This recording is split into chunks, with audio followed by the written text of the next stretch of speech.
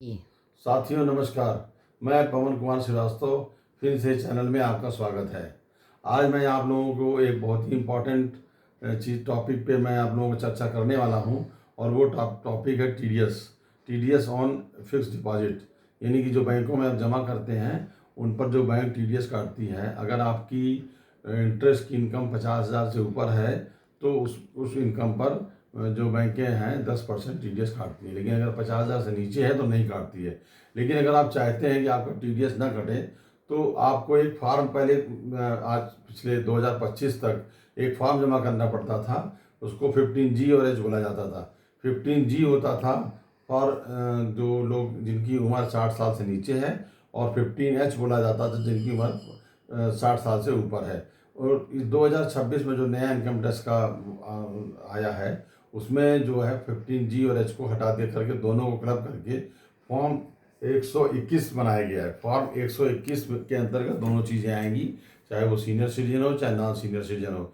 एक चीज़ इसमें कुछ चीज़ें डाली गई हैं, चेंज किया गया है। तो आप कृपया करके 1 अप्रैल के बाद जब आपको बैंक में जाना होगा तो 15G और H फॉर्म आपको नहीं मिलेगा, उसकी जगह आपको फॉर्म मिलेगा फॉर्म 121। ये फॉर्म सिर्फ ओनली फॉर इंडिविजुअल है, यानी जो व्यक्तिगत कोई एफडी है किसी के नाम से या उसके ज्वाइंट नाम से, तो जो फर्स्ट होल्डर है उसको ही भरना है। दूसरी चीज़, एनआरआई और एचयूएफ को लागू नहीं होगा। एनआरआई एचयूएफ पे लागू नहीं होगा। और इसमें अब जो पहले आप लोग असेसमेंट ईयर और फाइनेंशियल ईयर था, उन दोनों को ख़त्म करके अब एक बनाया गया टैक्स ईयर। मतलब जिस साल आपको फॉर्म भरना है उसी साल में काम करेगा। यानी 1 अप्रैल 2026 से लेकर 31 मार्च 2027 के बीच में आपकी अगर टोटल इनकम टैक्सेबल नहीं है, टैक्स लायबिलिटी जीरो है, जो इंटरेस्ट आपको मिलने वाली है जो और बैंकों में मिल रही है, या आपकी जो भी इनकम है पेंशन की है या किराए की है, जो भी इनकम आपको मिलती है वो अगर टैक्सेबल नहीं आती है अनुमानित, तब ये आपको फॉर्म देना है। अदरवाइज ये फॉर्म आप देते हैं तो ये गलत करते हैं, क्योंकि इस फॉर्म में एक अंडरटेकिंग होती है कि मेरी इनकम जो है इस टैक्स ईयर में टैक्स लायबिलिटी मेरी जीरो है, तभी आपको भरना है। तो इसका बिल्कुल ध्यान रखिए। और इसमें एक चीज़ और भी है कि इसमें कई कॉलम चेंज किए गए। जैसे अभी तक जो 15G फॉर्म बनते थे उसमें नाम है, पैन नंबर है, और उसके बाद आपका एड्रेस है, आपको कितने बैंकों में आपने भरा है, और अपना टोटल अनुमानित इनकम कितनी है। इसमें थोड़ा सा चेंज किया गया। ये सारी चीज़ें तो हैं। एक चीज़ किया गया कि आप पिछले 2 साल से रिटर्न फाइल कर रहे हैं कि नहीं कर रहे हैं, वो आपको डिटेल देना है, यस नो बना देना है कि हम कितने साल से 2 साल से हम रिटर्न फाइल कर रहे हैं या नहीं कर रहे हैं। तो इस तरह का ये परिवर्तन है जो कि 1 अप्रैल में आपको देना है। आपको ये ध्यान रखना है कि आपको ये इनकम आप जो फॉर्म देते हैं आपको 2 समय देना है, या तो 1 अप्रैल के बाद आप कभी भी दे सकते हैं, या टैक्स आपका इनकम जो टैक्स कटने से पहले देते हैं। मान लीजिए किसी बैंक में आपकी 6 महीने के बाद आप जाते हैं और आपकी टैक्स कट जाती है, तो वो कटे हुए टैक्स का आपको रिफंड ही लेना पड़ेगा। इस फॉर्म भरने का कोई फायदा नहीं है। इसलिए कृपया करके अप्रैल के अंदर ही आप भर दीजिए। ज़्यादातर मोस्टली जो हम RIRD स्कीम करते हैं जिसमें कि इंटरेस्ट आपस में रीइन्वेस्टमेंट होता जाता है, उसमें 2 बार ब्याज लगता है, सितंबर में और मार्च में। और अगर मंथली इनकम है तो वो हर महीने आपका जो भी टैक्स की लायबिलिटी आएगी उस हिसाब से टैक्स कटेगा। इसलिए आप अप्रैल में ही अपना ये फॉर्म भर के भेज दीजिएगा। ध्यान रखिएगा, अब don't say 15G and H, आपको सिर्फ एक ही फॉर्म बोला है, फॉर्म 121।